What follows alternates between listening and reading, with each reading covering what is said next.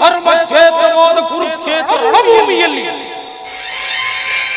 ಪಾಂಡವರು ಭೀಕರವಾದ ಸಂಗ್ರಾಮ. ಈ ದುರ್ಯೋಧನ ಛಲ ಮತ್ತು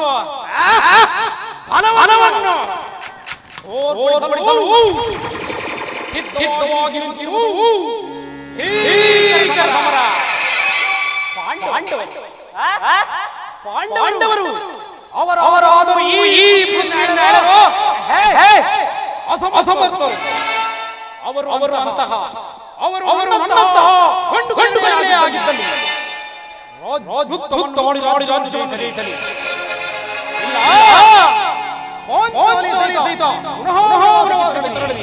ಈ ದುರ್ಯೋಧನ ಕಲ್ಲಿನಂತೆ ಅಚಲ.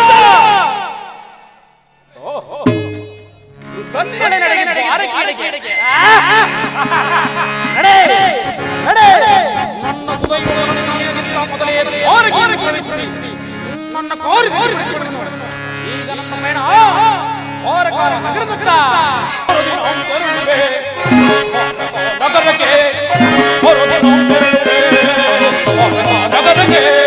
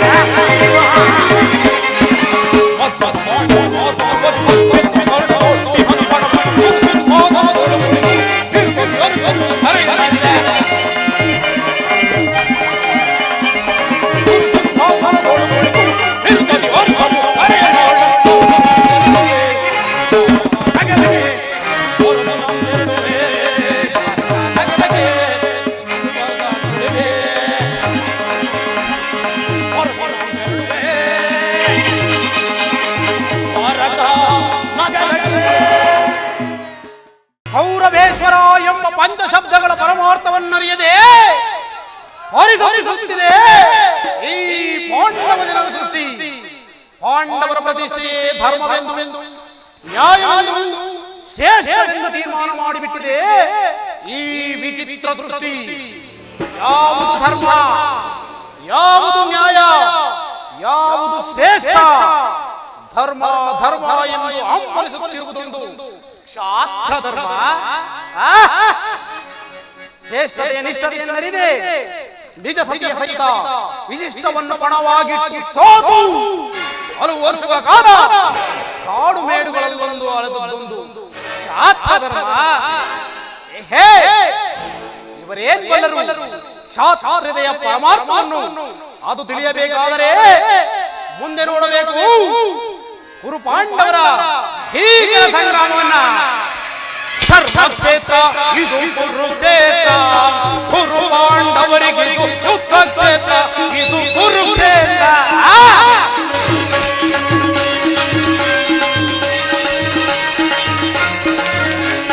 ಧರ್ಮಕ್ಷೇತ್ರ ಇದು ಕುರುಕ್ಷೇತ್ರ, ಕುರು ಪಾಂಡವರಿಗಿದು ಯುದ್ಧ ಕ್ಷೇತ್ರ ಇದು ಕುರುಕ್ಷೇತ್ರ.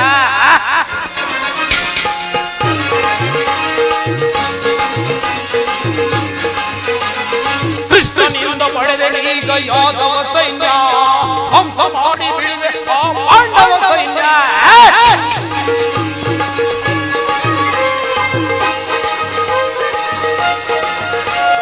ಕೃಷ್ಣನಿಂದ ಪಡೆದೆನೀಗ ಯಾದವ ಸೈನ್ಯ, ಹಂಸ ಮಾಡಿ ಬಿಡುವೆ ಆ ಪಾಂಡವ ಸೈನ್ಯ. ಧರ್ಮಕ್ಷೇತ್ರ ಇದು ಕುರುಕ್ಷೇತ್ರ, ಕುರು ಪಾಂಡವರಿಗೆ ಯುದ್ಧ ಕ್ಷೇತ್ರ ಇದು ಕುರುಕ್ಷೇತ್ರ.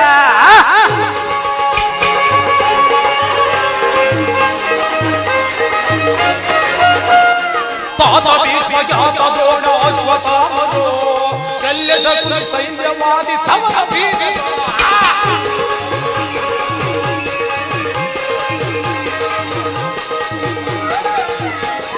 ತಾತ ಭೀಷ್ಮ ಜಾತ ದ್ರೋಣ ಅಶ್ವತ್ಥಾಮರು, ಶಲ್ಯ ಶತ್ರು ಸೈನ್ಯವಾದಿ ಸಮರ ವೀರರು. ಧರ್ಮಕ್ಷೇತ್ರ ಇದು ಕುರುಕ್ಷೇತ್ರ, ಕುರು ಪಾಂಡವರಿಗಿದು ಯುದ್ಧ ಕ್ಷೇತ್ರ ಇದು ಕುರುಕ್ಷೇತ್ರ.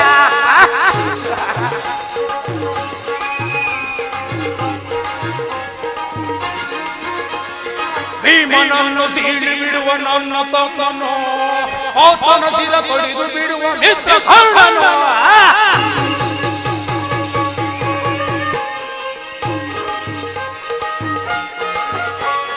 ಭೀಮನನ್ನು ತೀಡಿ ಬಿಡುವ ನನ್ನ ತಮ್ಮನು, ಆತನ ಶಿರ ತೊಡಿದು ಬಿಡುವ ಮಿತ್ರ ಕರ್ಣನು. ಧರ್ಮಕ್ಷೇತ್ರ ಇದು ಕುರುಕ್ಷೇತ್ರ, ಕುರು ಪಾಂಡವರಿಗಿದು ಯುದ್ಧ ಕ್ಷೇತ್ರ ಇದು ಧರ್ಮಕ್ಷೇತ್ರ ಇದು ಕುರುಕ್ಷೇತ್ರ.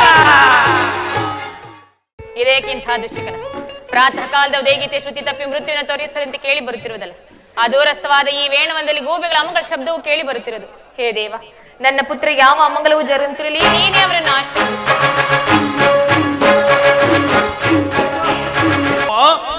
ಅಮ್ಮ, ಇದೇನು ಈ ದಿನ ಮಾತೆಯ ರೀತಿಯೇ ಬೇರೆ ಆಗಿರುವುದಲ್ಲ.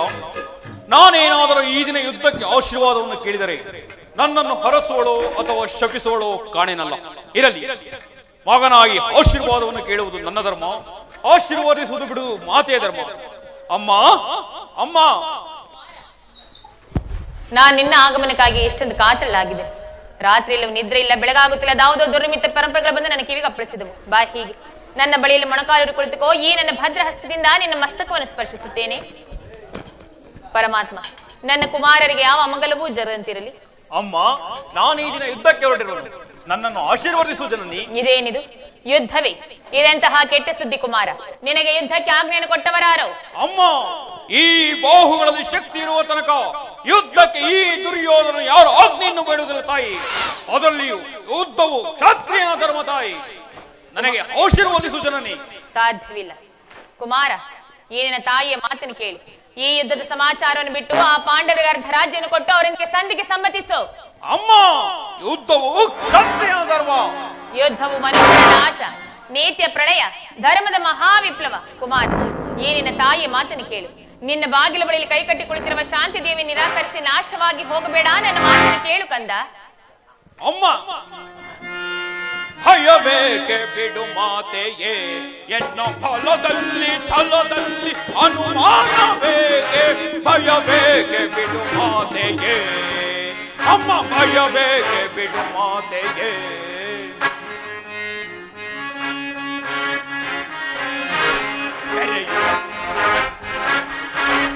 ಮೆರೆಯುವೆ ಶೌರ್ಯದಿ ಜಯವನ್ನು ಗಳಿಸುವೆ ಅಮ್ಮ. ಮೆರೆಯುವೆ ಶೌರ್ಯದಿ ಜಯವನ್ನು ಗಳಿಸುತ್ತೆ, ಮೆರೆಯಲು ಧರ್ಮಕ್ಕೆ ಕೀರ್ತಿಯ ತರುವೆ ಅಮ್ಮ.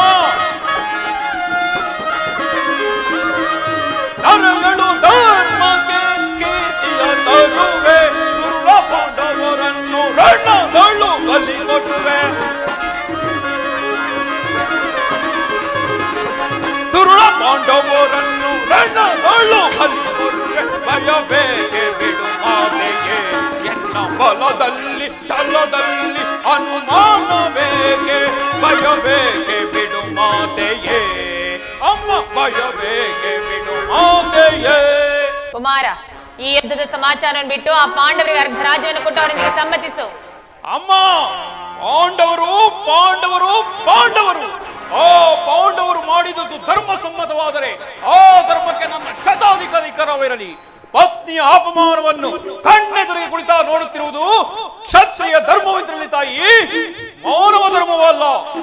ನನ್ನ ಸತಿ ಭಾನುಮತಿಗಾಗಲಿ ನನ್ನ ಅಂತಃಪುರದ ಸಾಮಾನ್ಯ ಮಹಿಳೆಗಾಗಲಿ ಇಂತಹ ಅಪಮಾನವಾಗಿದ್ದರೆ ನಾನೇನು ಮಾಡಬಲ್ಲದಿದೆ ಗೊತ್ತೆಯಾ? ಏನು ಮಾಡ್ತಿದ್ದೆ ಕುಮಾರ? ಹಣಬಂಧವನ್ನು ನಿರಾಕರಿಸಿ ಸಮಗ್ರ ಪೃಥ್ವಿಯರಿಗೆ ಪ್ರತಿಕಕ್ಷಿಯಾಗಿ ನಿಂತಿದ್ದರೂ ಲೆಕ್ಕಿಸದೆ ಅದರ ಅಪರಾಧದ ಪ್ರತಿರೋಧವನ್ನು ಎದುರಿಸಿದೆ ತಾಯಿ. ಆದರೆ ಆದರೆ ಆ ಧರ್ಮ ದೂರಿಣರಾದ ಪಾಂಡವರು ಮಾಡಿದ್ದೇನು ತಾಯಿ? ನ್ಯಾಯಸಮ್ಮತವಲ್ಲದ ಧರ್ಮ. ಅದಕ್ಕಾಗಿ ಅಮ್ಮ ಆ ಪಾಂಡವರಲ್ಲಿ ನನಗೆ ಅಷ್ಟೊಂದು ದ್ವೇಷ. ಅಮ್ಮ, ನನಗೆ ಯುದ್ಧಕ್ಕೆ ಆಶೀರ್ವಾದವನ್ನು ಕೊಡು ಜನನಿ. ಸಾಧ್ಯವಿಲ್ಲ, ನೀನೆಂದಿಗೂ ನನ್ನಿಂದ ಆಶೀರ್ವಾದವನ್ನು ಹೊಂದಲಾರೆ. ಹೋಗು, ಮೊದಲಿನಿಂದ ಹೊರಟು ಹೋಗು.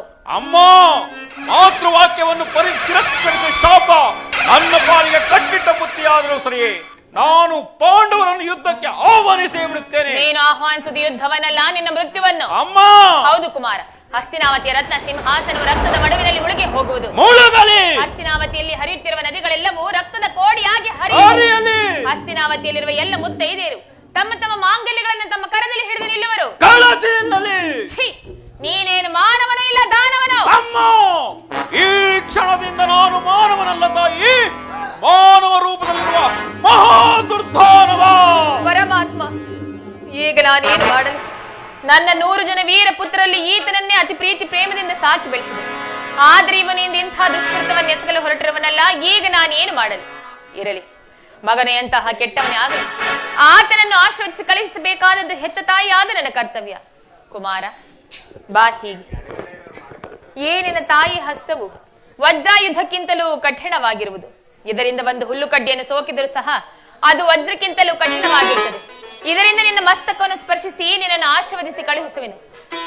ಆದ್ರೆ ಒಂದು ಮಾತು ನೆನಪಿನಲ್ಲಿಟ್ಟುಕೋ ಕಂದ, ಯಾರಲ್ಲಿ ಧರ್ಮವಿರುತ್ತದೆಯೋ ಅವರಿಗೆ ಖಂಡಿತವಾಗಿ ಜಯ ಸಿಕ್ಕೇ ಸಿಗುತ್ತದೆ. ಯತೋ ಧರ್ಮಸ್ತತೋ ಜಯಃ, ಯತೋ ಧರ್ಮಸ್ತತೋ ಜಯಃ, ಯತೋ ಧರ್ಮಸ್ತತೋ ಜಯಃ.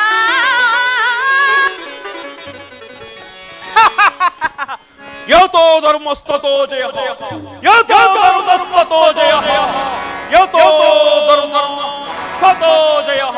ಹಾಗಾದರೆ ಈ ಚಲದಂಕ ಮಲ್ಲನಿಗೆ ಜಯವಾಗಲೇಬೇಕು. ಇನ್ನು ನಜದಿಕ್ಕುಗಳು ಕಿವುಡಾಗುವಂತೆ ಮಾರ್ಗರೆ ನೀರಿನ ಬೇರಿಗಳು, ಮುಗಿಲು ಮತ್ತು ಜೈಕರಿಸಲು ಈರನ ಕಹಳೆಗಳು. ಇನ್ನು ಓ ರಣರಂಗದ ಸಿಕ್ಕ ಏಡಿ ಪಾಂಡವರನ್ನು ಆ ಪಾಂಡವರು ಎಲ್ಲೊಳಗಿದರು ನಾ ಬಿಡೆನು ಈಗ.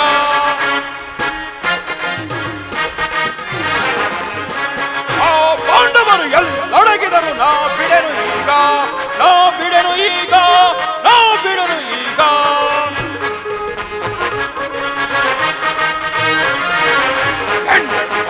ರಕ್ಷಿಸಲಾರದ ದಂಡ ಪಾಂಡವರ ಸುದ್ದಿಗೆ ಸೇರಿ ಹೆಂಡತಿ ಮಾನವ ರಕ್ಷಿಸಲಾರದ ದಂಡ ಪಾಂಡವರ ಗುಂಡಿಗೆ ಗಂಡ ಎಲುಬುಗಳ ತುಂಡರಿಸಿ ನನ್ನ ಚಂಡಿಗೌತಣವ ಮಾಡಿಸುವೆ. ಗಂಡ ಎಲುಬುಗಳ ತುಂಡರಿಸಿ ನನ್ನ ಚಂಡಿಗೌತಣವ ಮಾಡಿಸುವೆ. ಆ ಪಾಂಡವರು ಎಲ್ಲೊಳಗಿದರು ನಾ ಬಿಡೆನು ಈಗ.